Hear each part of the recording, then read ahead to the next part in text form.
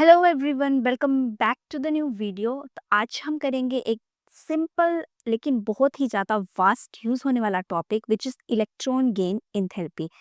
हम बिल्कुल simple way में समझेंगे कि इलेक्ट्रॉन गेन एंथैल्पी होती क्या है। इलेक्ट्रॉन गेन एंथैल्पी समटाइम्स हम इसको इलेक्ट्रॉन एफिनिटी भी बोलते हैं, लेकिन इलेक्ट्रॉन गेन एंथैल्पी और इलेक्ट्रॉन एफिनिटी में थोड़ा सा डिफरेंस होता है।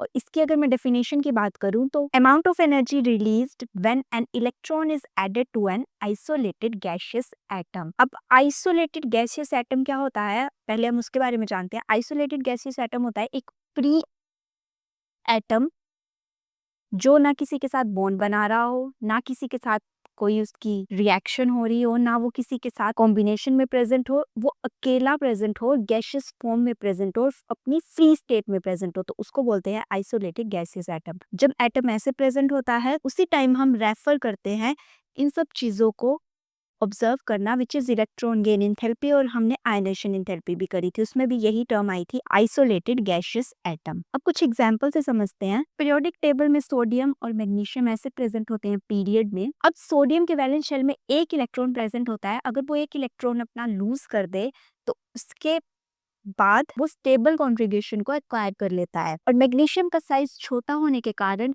इलेक्ट्रॉन और न्यूक्लियस के बीच में जो फोर्स होती है, न्यूक्लियर अट्रैक्शन, वो बहुत ज़्यादा होती है और सोडियम के केस में वो कम होती है। सोडियम में हमें इलेक्ट्रॉन ऐड करने के लिए उसको एनर्जी देनी पड़ेगी और वो इतनी आसानी से इलेक्ट्रॉन लेगा नहीं, क्योंकि उसके पास एक इलेक्ट्रॉन है, वो उसको रिमूव करना चाहता है। वो इलेक्ट्रॉन लेना नहीं चाहता है, वो उसको रिमूव करना चाहता है। और अगर हमें ज़बरदस्ती इसमें इलेक्ट्रॉन डालना है तो हमें एनर्जी देनी पड़ेगी, तो इसकी इलेक्ट्रॉन गेन एंथैल्पी होती है पॉजिटिव।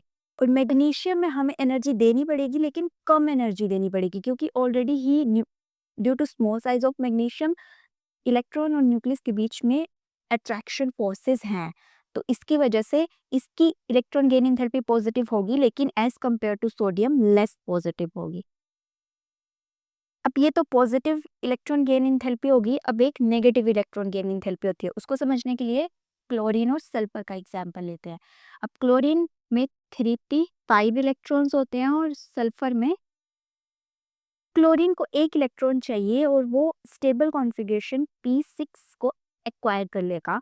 तो अगर मैं इसको इलेक्ट्रॉन दूंगी तो ये जल्दी से इलेक्ट्रॉन को ले लेगा और एनर्जी रिलीज करेगा। तो इसकी वजह से इसकी इलेक्ट्रॉन गेन एंथैल्पी नेगेटिव होती है, क्योंकि ये एनर्जी रिलीज कर रहा है और ये एनर्जी इधर हमें एनर्जी देनी पड़ रही है, तो इसलिए पॉजिटिव इलेक्ट्रॉन गेन एंथैल्पी, और ये एनर्जी रिलीज कर रहा है, तो इसी वजह से इसकी नेगेटिव इलेक्ट्रॉन गेन एंथैल्पी है। अब क्लोरीन और सल्फर में से क्लोरीन की ज़्यादा नेगेटिव इलेक्ट्रॉन गेन एंथैल्पी होती है, क्योंकि ये जल्दी से इलेक्ट्रॉन को ऐड करके खुद स्टेबल हो जाता है। वहीं सल्फर की क्लोरीन के कंपैरिजन में कम नेगेटिव इलेक्ट्रॉन गेन एंथैल्पी होती है। अब ये तो होगी ओवरऑल इलेक्ट्रॉन गेन एंथैल्पी की बात। इलेक्ट्रॉन गेन एंथैल्पी क्या होती है, नेगेटिव इलेक्ट्रॉन गेन एंथैल्पी क्या होती है, पॉजिटिव इलेक्ट्रॉन गेन एंथैल्पी क्या होती है, विद एग्जांपल आप लोग को मैंने क्लियर करवा दिया। अब मैं आपको एक्सेप्शन बताती हूँ कुछ, जिससे आपको फर्दर और चीजें पता चलेंगी इलेक्ट्रॉन गेन एंथैल्पी के बारे में। Electron gain enthalpy mostly atomic size और न्यूक्लियर चार्ज के ऊपर डिपेंड करती है। फ्लोरीन क्लोरीन हमारे पास हैलोजन में प्रेजेंट होते हैं, तो फ्लोरीन की इलेक्ट्रॉन गेन एंथैल्पी ज्यादा होनी चाहिए, क्योंकि ट्रेंड उसी हिसाब से फॉलो होता है। अगर आप लोग जानना चाहते हैं कि ट्रेंड कैसे फॉलो होता है इलेक्ट्रॉन गेन एंथैल्पी का, तो इसके लिए मैंने सेपरेट से वीडियो बनाई है, उसका मैं आपको लिंक आई बटन पे दे दूंगी, आप वहां पर जाकर चेक कर सकते हैं। तो वैसे यहाँ पर फ्लोरीन और क्लोरीन में से फ्लोरीन की इलेक्ट्रॉन गेन एंथैल्पी ज्यादा होनी चाहिए एज कंपेयर टू क्लोरीन, लेकिन यहाँ पर ऑपोजिट होता है। क्लोरीन की इलेक्ट्रॉन गेन एंथैल्पी ज्यादा होती है, फ्लोरीन की कम होती है। अब यहाँ पर एक्सेप्शन इसलिए आती है क्योंकि फ्लोरीन का साइज जो है वो छोटा होता है, उसके पास 2p ऑर्बिटल होता है, और 2p ऑर्बिटल में ऑलरेडी ही इलेक्ट्रॉन प्रेजेंट होते हैं। और ड्यू टू स्मॉलर साइज, बेशक न्यूक्लियस और इलेक्ट्रॉन के बीच में अट्रैक्शन ज्यादा है, लेकिन इलेक्ट्रॉन और इलेक्ट्रॉन के बीच में रिपल्शन भी उतनी ही ज्यादा है। अब किसी छोटे से कंटेनर में अगर आप बहुत सारी चीजें ऐड करना चाहेंगे तो वो एक टाइम पे वो भर जाएगा और वो ऐड नहीं होंगी, आप जबरदस्ती भी डालेंगे फिर भी वो बाहर निकल आएंगी। तो वैसा ही केस फ्लोरीन के साथ होता है। और क्लोरीन का साइज क्योंकि बड़ा होता है, तो यहाँ पर हम इजीली जो है वो इलेक्ट्रॉन को ऐड कर सकते हैं।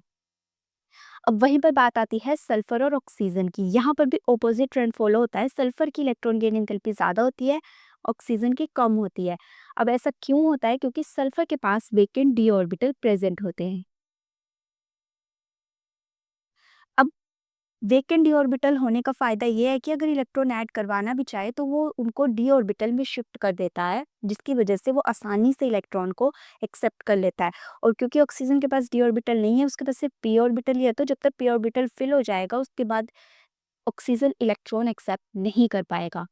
तो इसी वजह से सल्फर की इलेक्ट्रॉन गेन एंथैल्पी ज़्यादा होती है, ऑक्सीजन की कम होती है। तो ये कुछ एक्सेप्शन थी जो पीरियोडिक टेबल में आती है related two electron gain enthalpy. So that's all about the electron gain enthalpy. I hope आपको अच्छे से समझ आ गया होगा, क्योंकि जितना हो सके उतना मैंने सिंपल वे में ही इसको कवर करा है। Till then keep learn and explore ज्ञान विद विज्ञान।